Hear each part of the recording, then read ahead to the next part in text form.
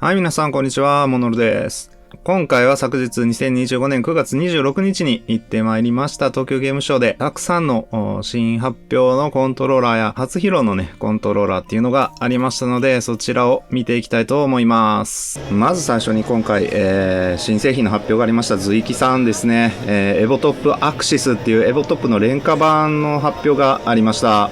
こちらのコントローラーについてですね、プロダクトマネージャーの方がね、すごく丁寧に、いろいろ説明してくださったんですが、その方曰くですね、まあ1万円は確実に切ってくるということはおっしゃってました。目標はもっとね、安くしたいみたいなこともおっしゃっていたのでですね、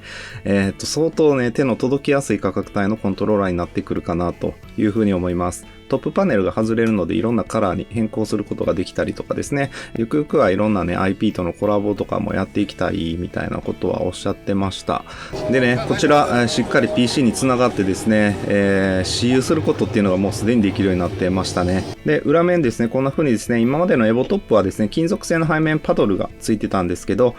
アクシスからは背面ボタンになっていてですね、こういう配置になってました。これが結構まあ独特かなとは思うんですけどね、グリップ部分にこの背面ボタンがあるっていうのがちょっと特徴的かなって思います。まあ実際ですね、使用した感じでは結構この配置とかね、あとはボタンの質感、触り心地、押し心地っていうところもすごく良かったので、結構いいんじゃないかなっていうふうに思います。はい。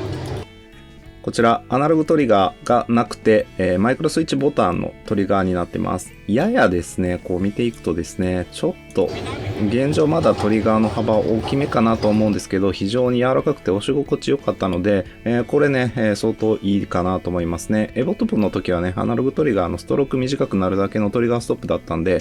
これはすごくいい改良だなっていうんで、まあ、廉価版っていうことなんですが、かなりですね、エボトップで、得たですね、まあ、いろんな、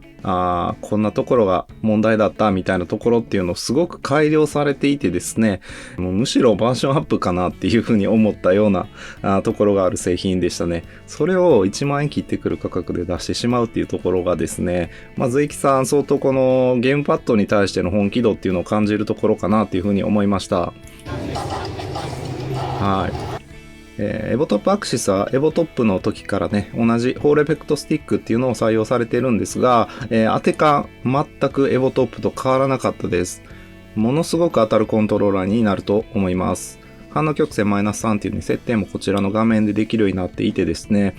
すごくですね、こちらおすすめですね。まだですね、現状、私の中で一番当たるコントローラーっていうのはこのエボトップだったりするんですけど、エボトップアクシスめちゃめちゃ当たると思います。なので、こちらの製品の発売相当楽しみだなっていうふうにね、思いました。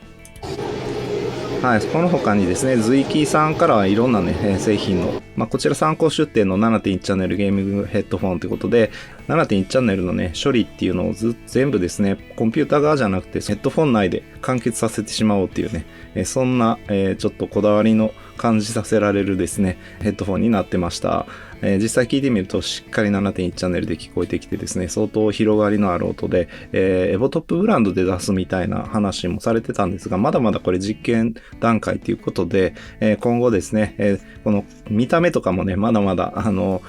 本当にね、研究段階かなっていう感じなんですけど、これからやっていくということで、まだまだね、製品として発売されるのは先になりそうです。こちらも私ね、結構気になるなっていうふうには思ったところですね。はい。で、ズイキさんといえばズイキマスコンとかですね、はい、こちらの X68000 っていうね、PC ですね。こういったミニサイズのね、アーケードゲーム筐体とかですね、ミニスロットなんていうのも展開されてました。こんな感じでですね、ズイキさん結構ハードそのものを作ったりとか、あとは中身のソフトですね、一通りできる会社ということで、言ってみればまあ現代のものづくりがね、かなり得意な会社っていうところでですね、私もこのエボトップの時のレビューではね、相当辛辣なコメントっていうのをたくさんさせていただいてね、本当にね、ここのブース訪問する時は恐縮だったんですけども、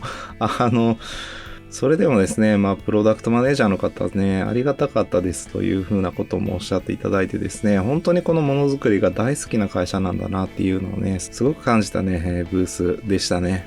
今後もですね、この随木さんっていうのはね、すごく注目かなっていうふうには思います。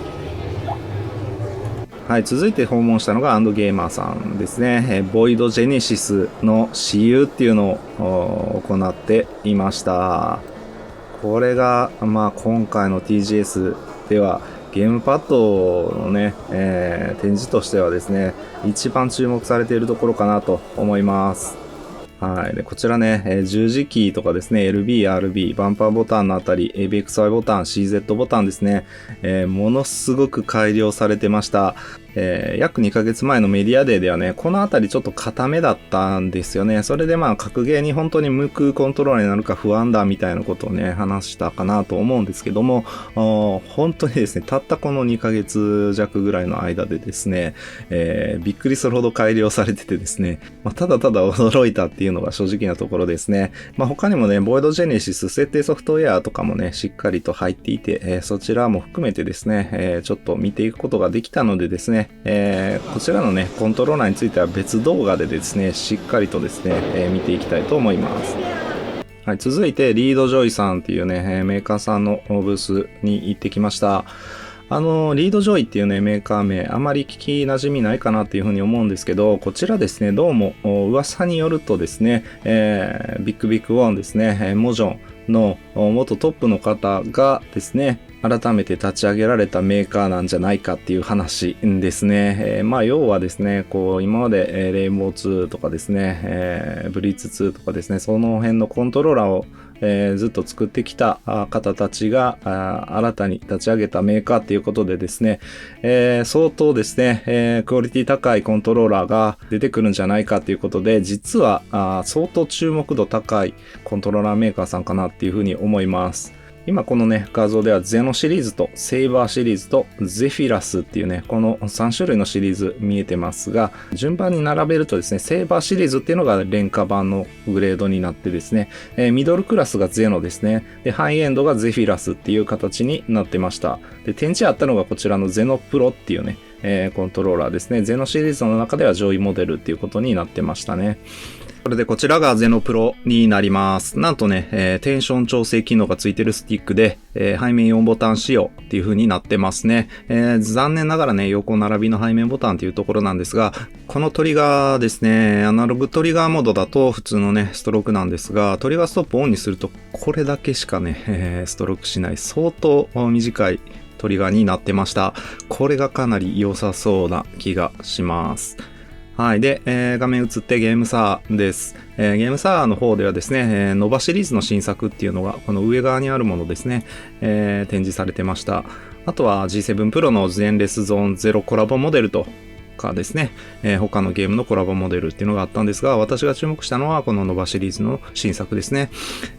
おそらくノバ3かノバ2プロか、そのあたりになるかなっていう感じなんですが、画面がね、ついてて LCD ディスプレイで設定ができたりとか、あとはトリガーストップがね、マイクロスイッチボタンになっていたりとかですね、若干のアップデートがされたノバシリーズっていうことになっていてですね、順当な改良かなっていうところで、これがね、かなりお安い廉価で、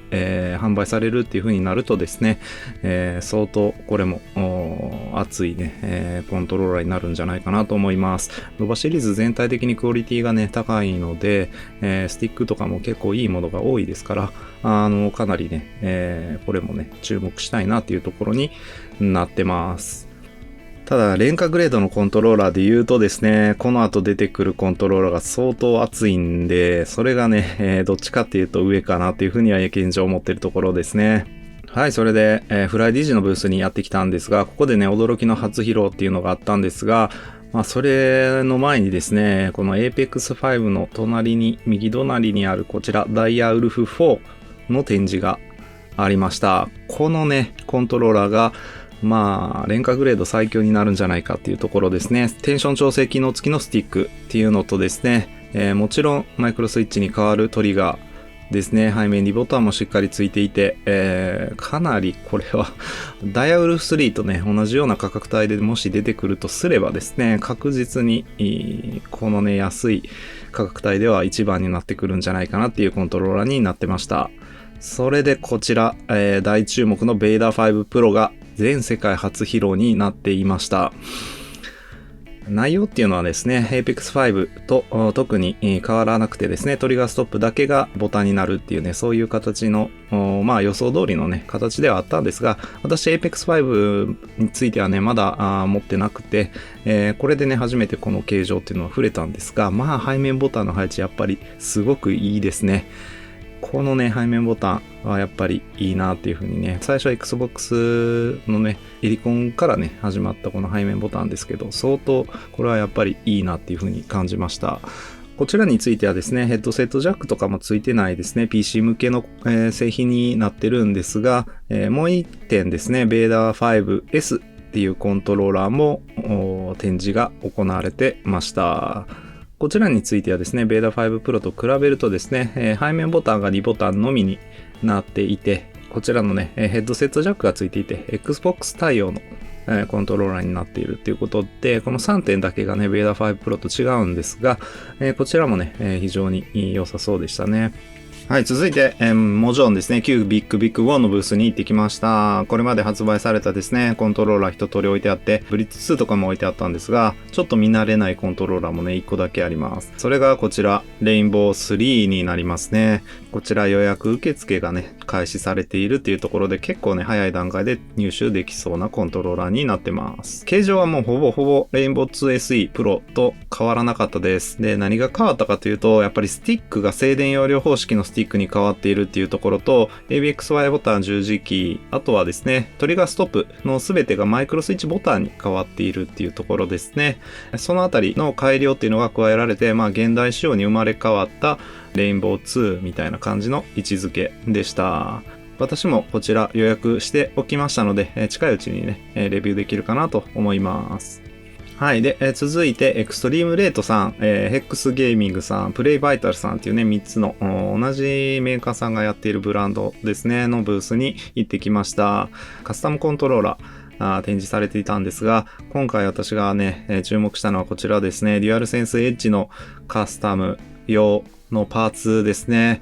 ついにこの背面用ボタンがこの9月末ですね、なんでもうすぐに発売されるっていうことで Amazon の方でね入手できるようになるということでした。やっとかっていうね、昨年からずっと待ってた方結構多かったかなと思うんですけど、カラー展開ですね、このように、透明バージョンと黒バージョンっていうのがあるようです。はい、一通りコントローラーメーカーさん回ってきたんですが、ボイドさんのね、ジェネシスについてはですね、別動画でもっと詳しく解説したいと思うんですが、あと回れてなかったところっていうのはおそらくグリキッドさんと、グラフトさんの2店舗ぐらいかなっていうんでね、ほぼ全てのコントローラー、ゲームパッドですね、見ていくことができたかなというふうに思います。でね、ゲームショーこんな風にですね、ハンドルコントローラー、ハンコンでのね、私有なんていうのもね、できるコーナーかなり数多く用意されていて、私も思わず夢中になって、遊んでしまったっていうところですね。実は私東京ゲームショー自体ですね、行くの初めてだったんですけど、ものすごく楽しかったですね。はい、思ったよりも楽しくてですね、しかもね、大好きなね、ゲームパッドたくさん新しい製品とかにね、触れることができてですね、良かったかなっていうふうに思いました。ちょっと今回ね、TGS での撮影っていうのは不慣れでね、見づらいところもあったかと思うんですけども、楽しんでいってくださったらですね、嬉しいです。はい、以上ですね、モノルでした。今回もご視聴ありがとうございました。また次回の動画でお会いしましょう。バイバイ。